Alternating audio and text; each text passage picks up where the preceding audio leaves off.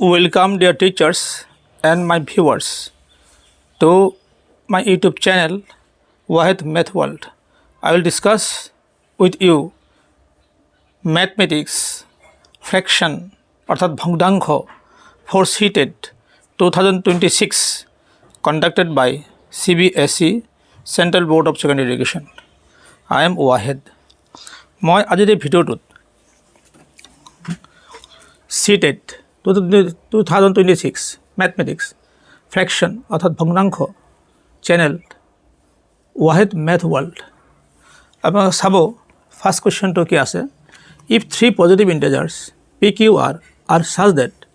p q r p is less than q q is less than r then which will be correct option ইয়াতে এটা কথা আপোনালোকে অলপ ভালকে মন দিব যে ইয়াত আমাৰ কি আছে পি কিউ আৰ আমি যদি পিৰ ভ্যালু 1 ধৰো আৰু কিউৰ ভ্যালু 2 ধৰো আৰু আৰৰ ভ্যালু মই যদি 3 ধৰো যিকোনো পজিটিভ ইন্টিজাৰ আপোনালোকে ধৰিব পাৰিব গতি ইয়াৰে মই p plus q plus r কি হ'ব গৈ 1 plus 2 plus 3 that means 6 হ'ব চাব প্ৰতিটো ক্ষেত্ৰতেই ইয়াত 6 6 6 আছে এটা আপোনালোকে এটা কথা মনত ৰাখিব যে আমি pq qr আৰু rp এইকেইটা উলিয়াই ল'ম চাব অলপ মন দিব pq চাব এইটো pq p plus q equal to p whole 1 q whole 2 equal to 3 qr q plus r equal to q whole 2 r whole 3 2 plus 3 equal to 5 আৰু কি আমি ধৰিম rp r plus p চাব আৰৰ ভ্যালু আছে কি 3 p ৰ value আছে কি 1 গতিকে 4 এইকেইটা আমি উলিয়াই লৈছো এটা চাব প্ৰতিটো ক্ষেত্ৰতে আপোনালোক চাব pq pq আৰু qr qr আৰু rp rp আছে প্ৰতিটো ক্ষেত্ৰতে আছে গতিকে আমি জানিম যে যেহেতু প্ৰতিটো ক্ষেত্ৰতেই 6 তলত 6 আছে তে 6 3/6 5/6 আৰু 4/6 তে কোন ডাঙৰ হ'ব আমি এটো চাইছো যে 5/6 4/6 আৰু 3/6 ডাঙৰ কোনটো হ'ব এইটো হ'ব এনেকুৱা হ'ব গতিকে আমি 5/6 5 টাইম কত পালো এইটো পালো q plus r চাব q plus r এটোত আছে আৰু q plus r ইয়াতো আছে আমি দুইটা চাই লম নেক্সট টু সাম এতিয়া তেনহলে 4/6 4 কত ইয়াত আছে তাৰ r plus p ইয়াত r plus p নাই ইয়াত r plus p আছে তেতিয়াহলে এই দুটা কারেক্ট হৈ গল আৰু আমি তাৰপিছত চাম 3/6 a3 তাৰমানে p plus q এয়া p plus q গতিকে p plus q তাৰমানে 3/6 এটো কাৰেক্ট নিশ্চয় আপোনালোকে কেতিয়া অলপ ধৰিব পাৰিছে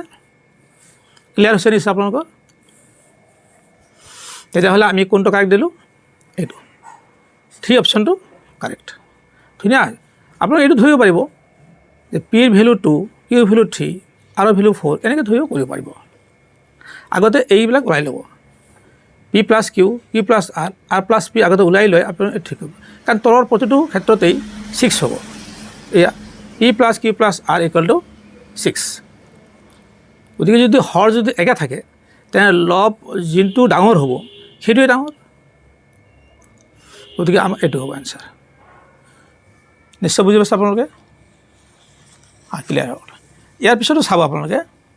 question a has 5 dozen toffees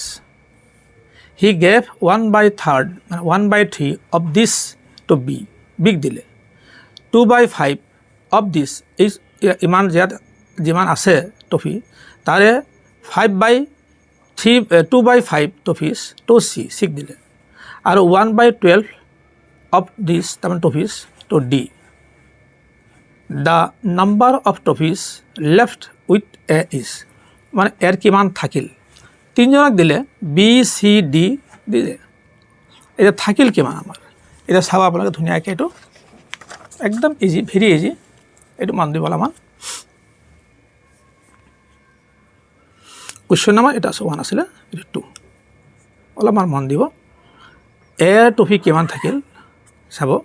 আছে 5 ডজন 5 ইনটু 1 ডজনত কি থাকে 12টা থাকে তো 5 ডজন কি হ'ব 5 12 60 টোটেল টফি কিমান আছে 60টা আছে তো বি কিমান দিলে চাব 1/3 তাৰমানে এইটোক 60ক আমি 3ৰে ডিভাইড কৰিব লাগিব ডিভাইড কৰি কিমান থাকিব এইটোক ডিভাইড কৰিলে 20 থাকিব তো বি কিমান পালে 20 পালে চি চাব আপোনালোকে 6 দিলে কি 2/5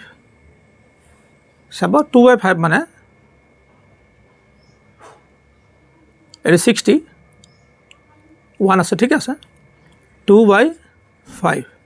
ইনটু 60 মানে 60ক 5ৰ ভাগ কৰি 2 ভাগ এৰি দিলে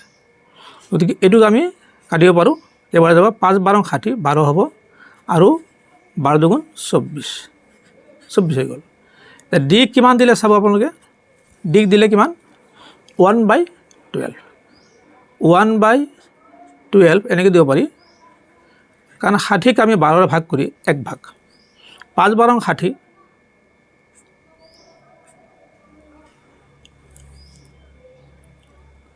5 12 60 5 কিমান দিলে 5 দিলে তো টোটেল আমাৰ বি চি ডি তো B plus C plus D total কিমান দিলে আমি ইয়াৰ পৰা ওলাব পাৰোঁ এটা কি হ'ব 5 20 24 44 আৰু 5 49 45 দিলে আপোনাৰ 49 দিলে বি চি ডি টোটেল দিলে 49 তো 49 টোটেল দিলে টোটেল আমাৰ কিমান আছিলে 60 গতিকে এৰ ভাগত কিমান থাকিল 8 থাকিলে টফিজ লেফ্ট উইথ এ ইয়াত কিমান থাকিব চাবচোন বাৰু ৰিমেইনিং টফিবিলাক থাকিব ৰিমেইনিং সেই থাকিব আপোনাৰ ইয়াত কিমান থাকিব টোটেল ইয়াত থাকিব চাব 60 মাইনাছ 49 কিমান থাকিব 10ৰ পৰা 9 গ'লে 1 আৰু ইয়াত কি থাকিল 5 পৰা 1 11 থাকিল 11টা টফিজ থাকি গ'ল 8 থাকি গ'ল এটাত কিমান থাকিল 11 টফিজ থাকি গ'ল গতিকে আমাৰ কি হ'ব এনসাৰ 11 হ'ব অপশ্যন দিছ ইজ কাৰেক্ট 11 টফিজ থাকি গ'ল নিশ্চয় আপোনালোকে বুজি পাইছে ইয়াৰ পিছত চাব আপোনালোকে question number 3 which fraction is equivalent to ইমানৰ ইয়াৰ ইকুইভেলেণ্ট ফ্ৰেকশ্যনটো কি হ'বগৈ ইয়াৰ সমান এটা ফ্ৰেকশ্যন ওলাব লাগে আমি এনেকৈ ওলাইছোঁ ইয়াতে ওলাইছোঁ চাব 0.75 এইটো অলপমান মনত ৰাখিব আপোনালোকে যে আমি ইয়াতে এই পইণ্টৰ তলত আপুনি এটা 1 দিলে আৰু ইফালে যিকেইটা ডিজিট থাকিব যিকেইটা অংক থাকিব সেই অংককেইটাত আপুনি 0 দিব তলত আৰু ইয়াত 75 এটা যদি আমি ইয়াত 75ত 25 কেইটা আছে 3টা আছে 125 কেইটা আছে 4টা আছে গতিকে আমি কি পালোঁ 3/4 চ' ইকুইভেলেণ্ট ফ্ৰেকশ্যন কি হ'ব কি 3/4 নিশ্চয় বুজি পাইছে আপোনালোকে ইয়াৰ পিছত চাব আপোনালোকে হুইচ ইজ স্মলাৰ ইয়াত কোনটো স্মলাৰ হ'ব এইটো হ'ব নে সেইটো ধুনীয়া এইটো চাই ল'ব আপোনাৰ ইয়াতে 4 আৰু 15 এই দুটা পূৰণ কৰি লওক 11/15 এই দুটা আপুনি ইয়াতে পূৰণ কৰি লওক 15 পূৰণ ফল আমি নিলিখোঁ পূৰণ চিন দি থলোঁ গতিকে 15 আৰু 15 কটা গ'ল 4 আৰু 11 4 আৰু 11 পূৰণ কৰি লিখিব 44 হৈ গ'ল চাব ইয়াতে ধুনীয়াকৈ আকৌ এইটো লওক আপুনি ফ্ৰেকশ্যন 3/4 আকৌ এইটোৰেই পূৰণ কৰক 15 4 এই 4 4 কেঞ্চেল গ'ল থাকিল 15 3 15 45 45 এই ডাঙৰ কোনটো হ'ল গতিকে 45টো ডাঙৰ আৰু 44টো সৰু তাত এইটো ডাঙৰ মানে কি এইটো ডাঙৰ আৰু এইটো হ'ল smaller which is smaller smaller হ'ব কি 11/15 গতিকে আমাৰ এনচাৰটো কি হ'ব এনচাৰটো হ'ব 11/15 এইটো হ'ব answer which is smaller smaller এইটো হ'ব এইটো স্মলাৰ হৈ গ'ল তাৰমানে এইটো 11/15 স্মলাৰ হৈ গ'ল ভিডিঅ'টো চাই কেনে লাগিল কমেণ্টত জনাব এটা লাইক দিব বেছি বেছিকৈ শ্বেয়াৰ কৰিব কিন্তু চেনেলটো ছাবস্ক্ৰাইব কৰিবলৈ নাপাহৰিব নিশ্চয় আপোনালোকে ছাবস্ক্ৰাইব কৰিবই দৃঢ় বিশ্বাস wait for my next videos thank you so much